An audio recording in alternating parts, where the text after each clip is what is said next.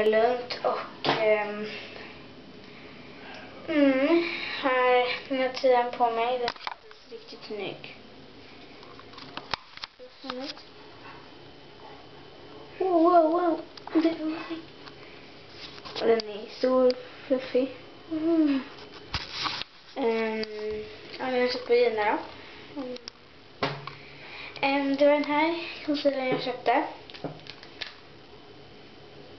Så mjuk. Den är bra. Tycker jag.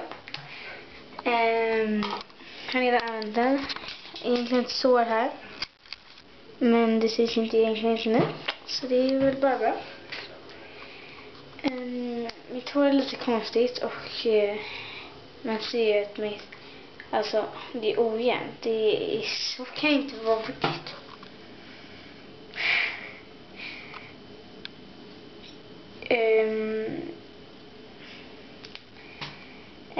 Jag tänkte gå och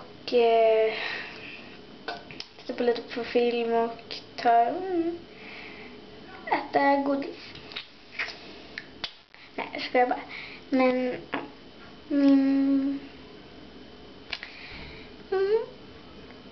men hejdå.